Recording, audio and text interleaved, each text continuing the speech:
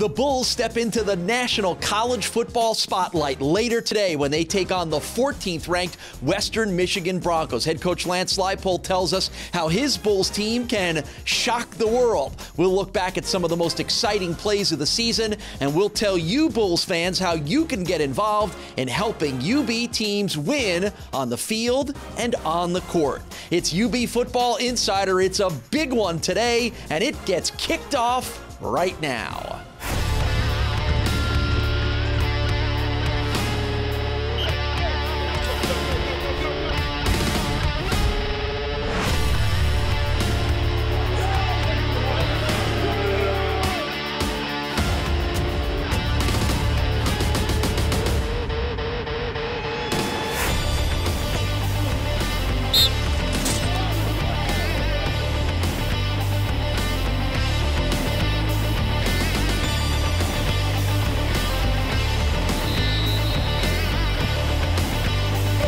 Fake the handoff. Ragland in the pocket, pressured and sacked.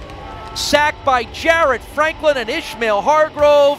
Handoff, Jordan Johnson got a hole on the left side, 35, 40-yard line. First down gain to the 42-yard line. Ragland fakes the end around, he gets hit. Ball is stripped, and it's pulled away, and it's run into the end zone.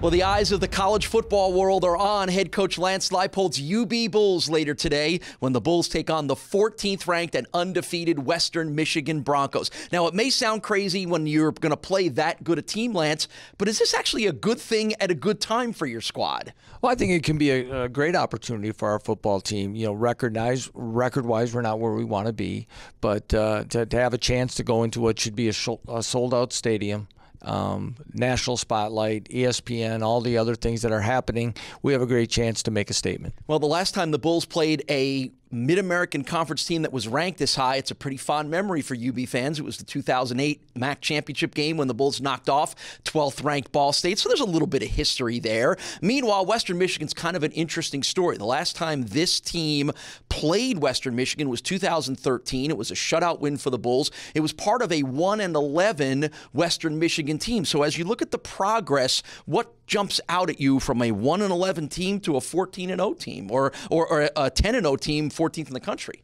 Well, you look at PJ Fleck and the job that he's done in staff. He had a plan. He went in. They recruited extremely well. They played a lot of young players, but at the same time were able to build depth along the way, and it's certainly paying off. Well, earlier this summer, we had a chance to catch up with Western Michigan head coach PJ Fleck at the MAC Media Days in Detroit, and one of the questions that I asked him was if he felt like his program was ready for this kind of a breakthrough.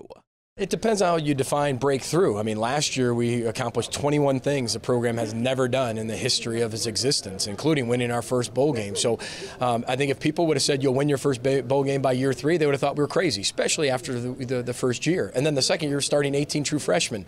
But we've really never sacrificed what we really want down the road, right? Which is to always be in the conversation at the top of the league, somehow, some way. We've never sacrificed that for something that we wanted to do right now. We've been willing to be patient with that. Our main focus at the beginning has been about recruiting high school athletes, and then recruiting our players at Western Michigan to make sure they think Western Michigan is the greatest place in the world, and our culture is the greatest thing in the world. And that's been kind of the things we've been doing since we met last. Well, obviously, Lance, you don't get that breakthrough and you don't get the kind of accomplishments that the Broncos have had this year without doing a lot of good things on the football field. Number 1 in the MAC in points, rushing, third downs. They're plus 15 in the turnover margin. They're number 1 in the country in red zone offense, and they're number 1 in the MAC in points allowed. So there's a lot of good things happening. So from a football sense, what jumps out at you about this team? Well, I think you hit on so many of those things that are making it was a long list. I know. It was, but they're playing at such a high level. They're executing extremely well, but they're not beating themselves, and that's a sign of a team that's been coached well and playing with confidence, and that's what makes this such a big task. All right, a couple of key players that obviously your guys are going to have to shut down, and most of them are on offense for Western Michigan. Let's start with their quarterback, Zach Terrell, who actually coincidentally made his first career start against Buffalo in that game in 2013. The amazing thing that jumps out at you about Terrell's season is only 1 interception, 70% of his passes being completed. What do you like about him?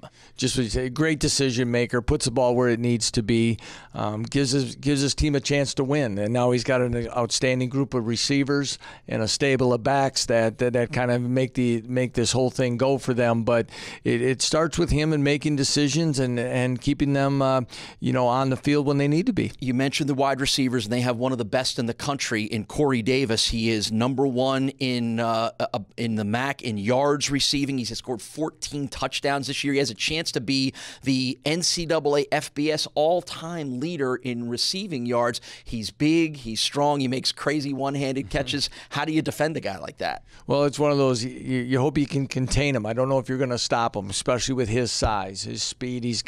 Seems like he has like large hands where he comes down with the ball, but he's made all the type of catches you need to, the short catches, the over the middle, and then he's extremely effective on the deep ball, and we're going to have to try to get two bodies over him all the time. Right, and when they're not throwing, they're running it with Jarvion Franklin, number 2 in the MAC, former MAC Player of the Year, big, strong, physical guy. We know running backs have been a bugaboo for your team this year. So again, what's the strategic approach in this? You need to be gap sound, need to tackle well, and that's going to be the bottom line.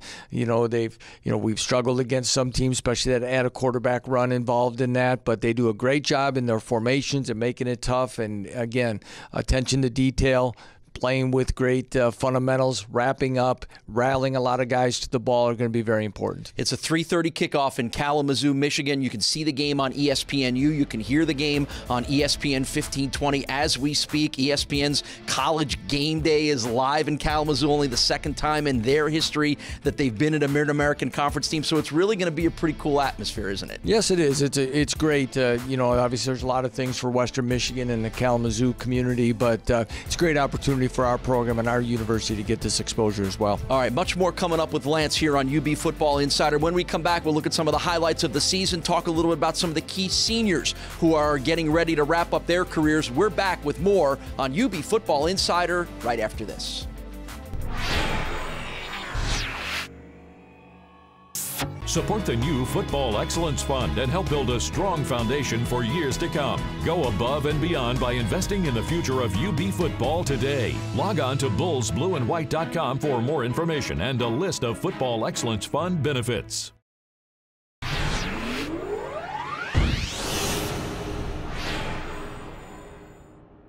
This segment of UB Football Insider with Lance Leipold is brought to you by CEFCU. For all your banking, insurance, and investment needs, visit your local branch or go to cefcu.com. Welcome back to UB Football Insider. My name is Paul Peck. Later today, it's the Bulls and the undefeated Western Michigan Broncos. Then the season wraps up this coming Friday when the Bulls visit Bowling Green. Even though there's 2 games left, we thought this was a good chance to look back at some of the top moments of the season. We've got offense, we've got defense, we've got special teams.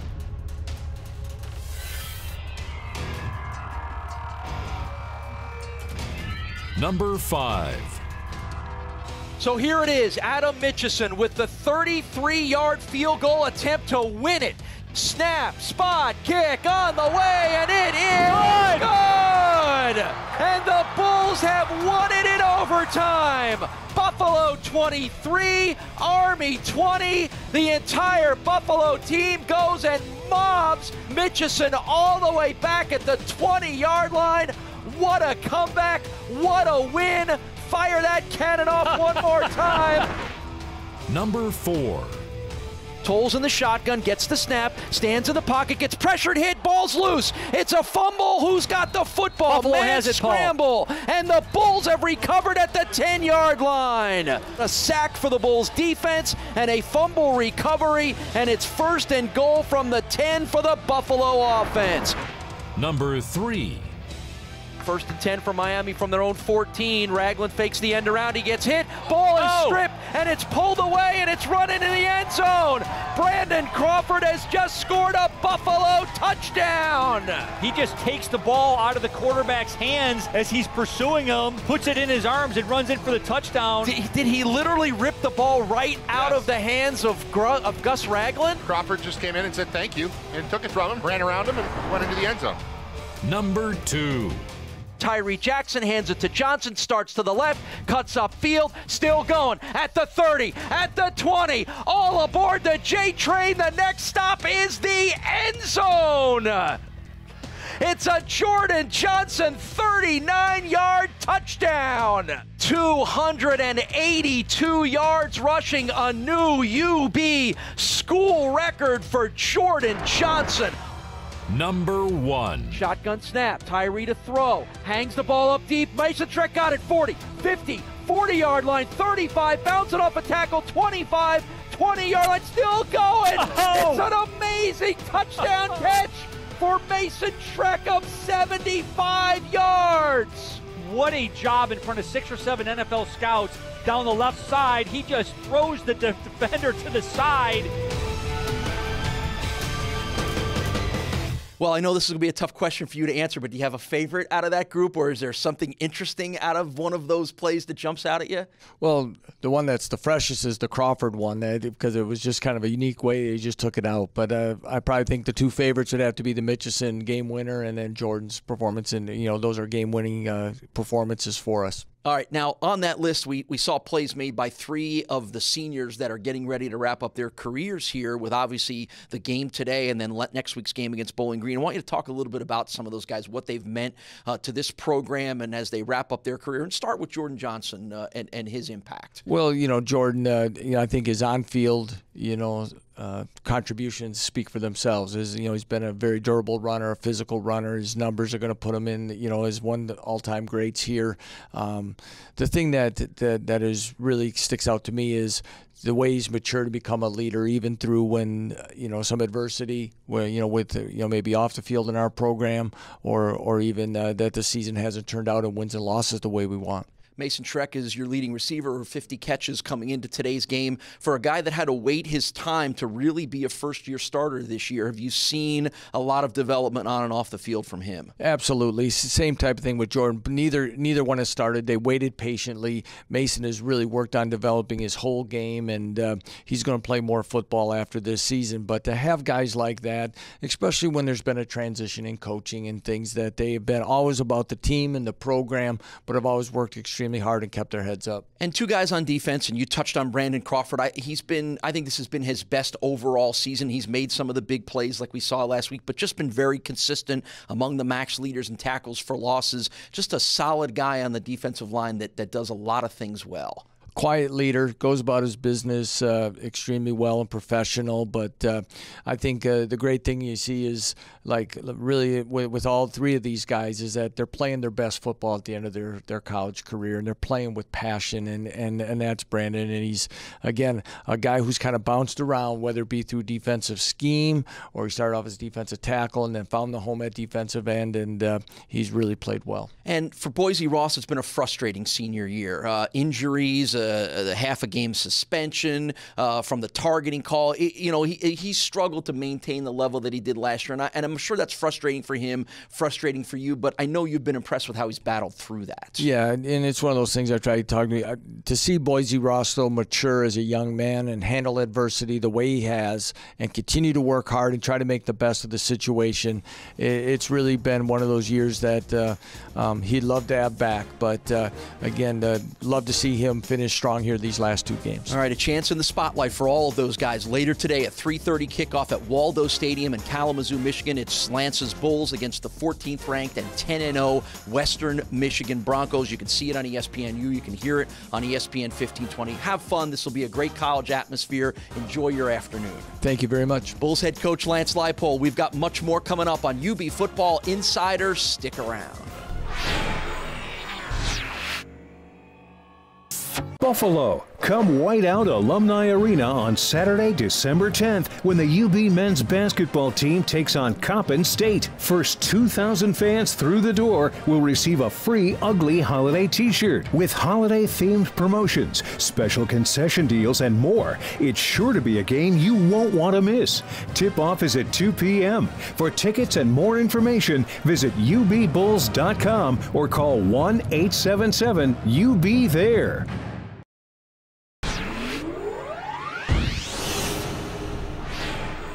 Welcome back to UB Football Insider with Lance Leipold.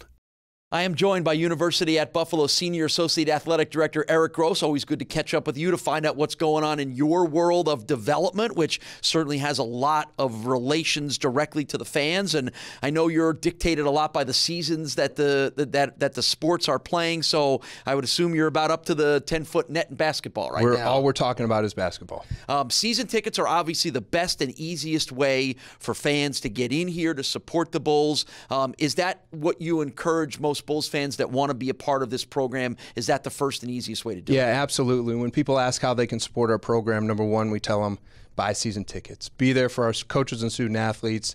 Wear blue, wear white, be loud, be proud, and cheer on the Bulls. Right, and beyond the season ticket that gets you into the game, there are also the opportunity for a lot of game day benefits. Right. Explain some of those. We have our Blue and White Fund Game Day Benefits program, and through a donation, you can receive various benefits like VIP parking, access to the Blue and White Fund Bullpen Club, which is a pregame hospitality area.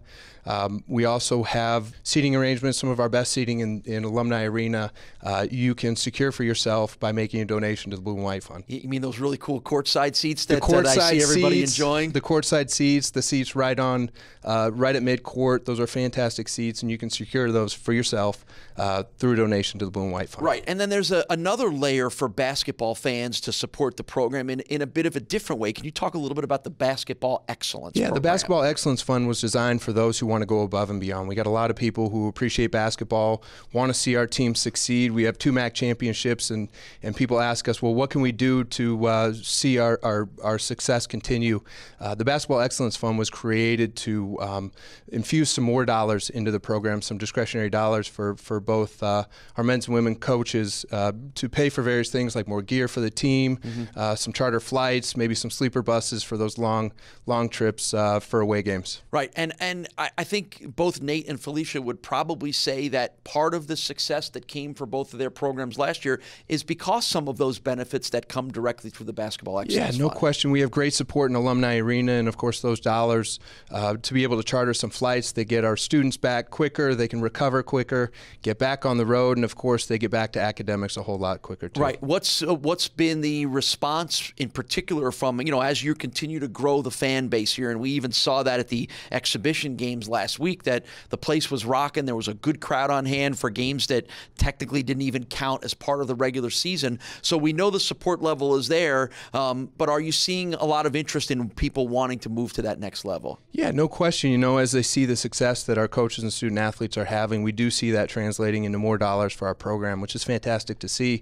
People are giving more as the more success we have, and they want to be a part of it and sharing it. So. And I know another part of what you do, Eric, is trying to engage the former student athletes here to be a part of the future of the sports that they played. So explain to everybody a little bit about that. Yeah, we have our Block B association, which is an association for all our former letter winners, and we give them that Block B status when they donate to the program.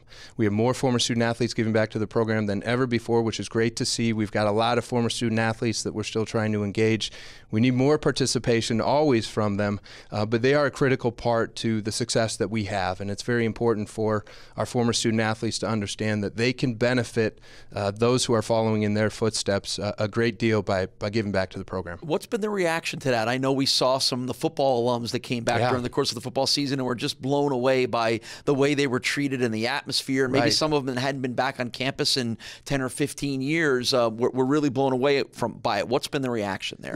They see lots of changes. And they see, particularly those who are donating to the program, they see how those dollars are impacting our program in a very tangible way, a bricks and mortar way. They see the new Murchie Family Football Center going up. They see the Smolinski Family Sports Medicine Center, which is just one of the best in the conference. And so they're seeing the tangible benefits of all their dollars that they're beginning to pour into the program. And for those who hadn't given before, when they see that, they're more inclined to give as well. Right, and what you've mentioned is some of the facility upgrades that have gone on here in campus, and I want you to talk a little bit about how important facilities are for the success of the sports teams, and I know that's an area of your focus as well, too. Yeah, we have our Shareholders Society. From a development standpoint, we have our Shareholders Society. It's our major gift society for all those, again, who want to go above and beyond what they do for their season tickets. Those major gift pledges allow us to move forward with a lot of these facility projects that you see going up. And of course, they're huge for recruiting purposes. Our coaches love to bring recruits through and see first-class facilities as they do other places. And so it's a huge competitive advantage for all our players and our coaches. All right. Always good to catch up with you, Eric. Thank you, Paul. He is Eric Gross, the Senior Associate Athletic Director here at the University at Buffalo.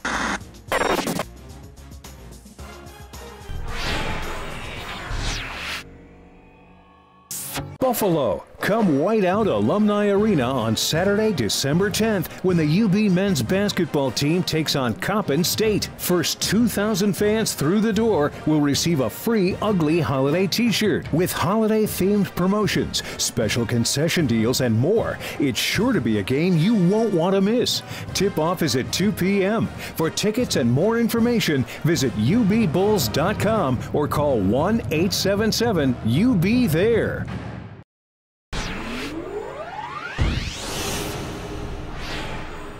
Welcome back to UB Football Insider. It's time to take a look at our Karuba collisions of the week from last week's game between the Bulls and the Miami Redhawks. Here are this week's Karuba collisions. Second and goal now from the 12. Fake the handoff. Ragland in the pocket. Pressured and sacked.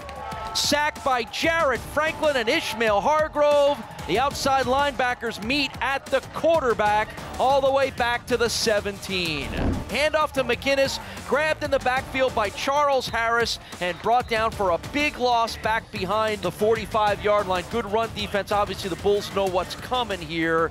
First and 10 for Miami from their own 14. Ragland fakes the end around. He gets hit. Ball is stripped, and it's pulled away, and it's run into the end zone. Brandon Crawford has just scored a Buffalo touchdown. He just takes the ball out of the quarterback's hands as he's pursuing him, puts it in his arms, and runs in for the touchdown. Brandon Crawford putting Buffalo on the board. Go to ubbulls.com now to vote for your favorite Karuba collision of the week. Well, thanks for watching our final edition of this season for UB Football Insider. We appreciate you joining us all year long. Don't forget, it's a big one later today. It's the Bulls and the 14th-ranked Western Michigan Broncos. Kickoffs at 3:30. You can hear it on ESPN 1520, and you can see it on ESPNU. Meanwhile, here at Alumni Arena later today, it's women's basketball, a 2 p.m. tip-off against Manhattan. And tomorrow, the men will load up and head out to Alaska for the Great Alaska Shootout, where they'll begin playing games later on this week. So next week, we kick into UB Basketball Insider. We'll see you then. Thanks for joining us. My name is Paul Peck for Lance Leipold and the gang. We'll see you next week.